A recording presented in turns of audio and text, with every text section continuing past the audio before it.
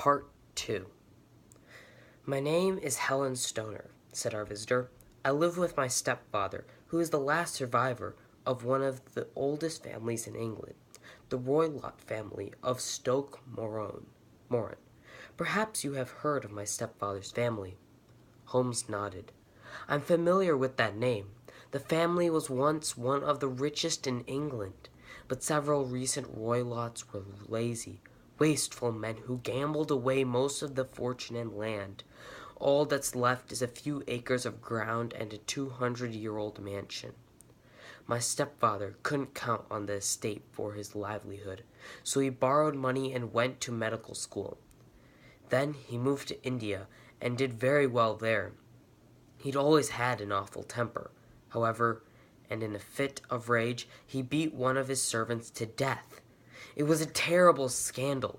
He served a long prison sentence.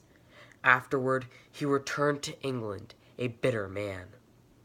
While still in India, Dr. Roylott met and married my mother, the young widow of Major General Stoner. My twin sister, Julia, and I were 2 years old then.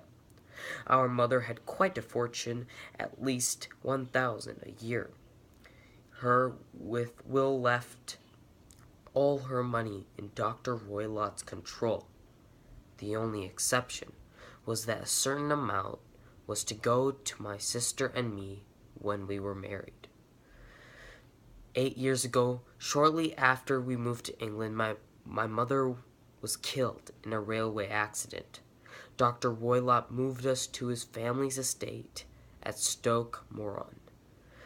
The money mother had left him was enough for us all to live there comfortably. But instead of making friends in the town, our stepfather shut himself in the house. Whenever he came out, he got into fierce quarrels with everyone he met. People fled when they saw him coming. The only people he will allow near him now is a band of wandering gypsies, which camps on the estate's grounds. He spends most of his time with the wild animals he had sent here from India. He lets a cheetah and a baboon roam free, which further terrifies the townsfolk. My sister and I had no friends. After all, who'd want to visit us? Few servants dared to work there either, so we usually did the homework ourselves. Julia was just 30 when she died, but already her hair was turning gray, just as mine is. Your sister is dead? Asked Holmes. Yes, said Miss Stoner. She died 2 years ago. I'm here, Mr. Holmes, because I'm afraid that the same thing is about to happen to me. Go on, said Holmes. The only pleasure Julia and I had was when we were allowed to visit Miss Honora Westphale, our mother's sister. On our visit 2 Christmases ago, Julia met a young Marine, and they became engaged. Our stepfather said nothing against the marriage, but just 2 weeks before the wedding, a dreadful event took my dear sister's life. Holmes had been leaning back in his chair, with his eyes closed. He half opened them now, to glance at Miss Stoner. Give me every detail, he said. We live in one wing of the old house. The other has been shut down since we don't need the rooms. The sitting rooms are in the center of the building, and the bedrooms are in our wing, all on the ground floor. The first bedroom is Dr. Roylott's. The second was Julia's. The third is mine, all in a row. There are no doors between them, but all open into the same hallway. All 3 rooms have windows facing the lawn. You understand? Perfectly, Holmes replied.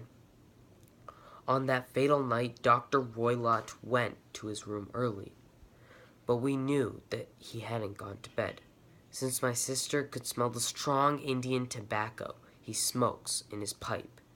It bothered her, so she came to my room for a while to talk about her wedding plans.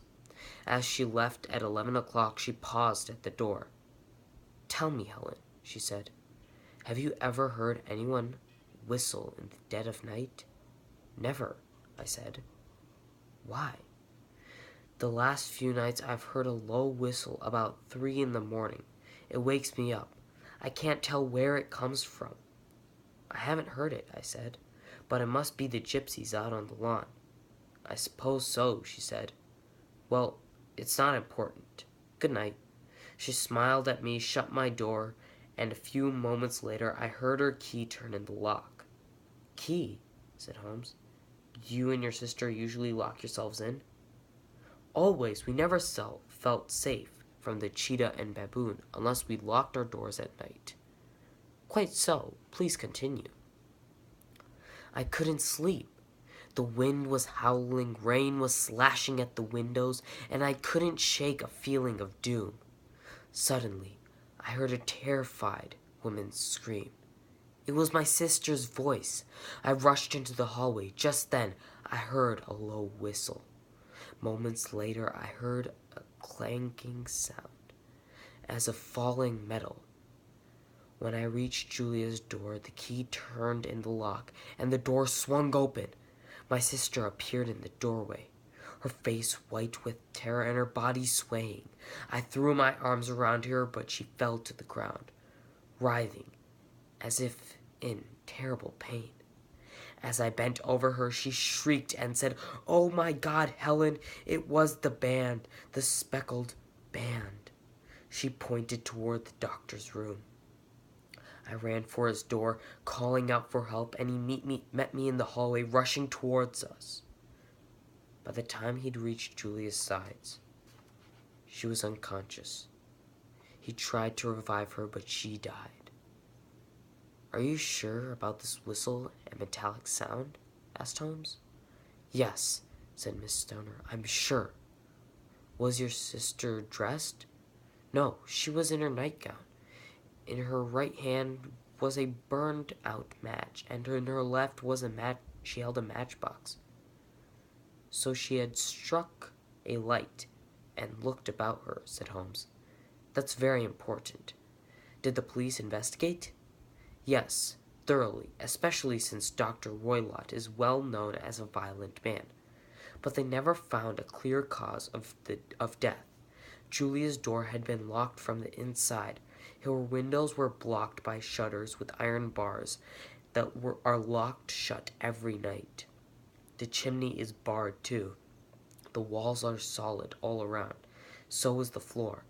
My sister was alone when terror struck, and there were no bruises or other marks of violence on her." "What about poison?" asked Holmes. "The doctors examined her for it, but found no evidence of it." "Why do you think she died of?" "Pure fear and nervous shock," said Miss Stoner. "But I have no idea what frightened her." "What do you suppose she meant by the Speckled band?" "Sometimes I think that she was just babbling with terror. Other times I think she meant a band of people, such as the gypsies. Some gypsies wear dotted bandanas on their heads." Holmes shook his head, looking dissatisfied. "That was 2 years ago. Why come to me now?" "A month ago, my dear friend of many years, Mr. Percy Armitage, asked me to marry him. My stepfather had no objection, and we are about to be married this summer. 2 days ago, repairmen began working on the west wing of the house, starting at my end. I've had to move from my room to Julia's. Last night I lay in her bed, thinking about what had happened to her.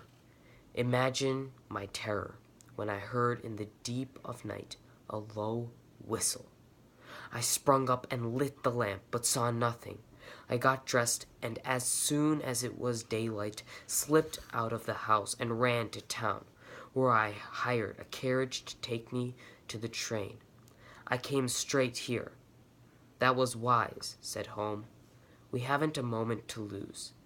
If we went to Stoke Moran today, could we examine the rooms without your stepfather knowing?" "Yes, he has business in town today," said Miss Stoner. "He won't be back until evening." "Excellent. Expect us early in the afternoon. Will you be all right till then?" "Oh, yes. Talking to you has lightened my heart. I look forward to seeing you again this afternoon." She dropped her veil back over her face and left us.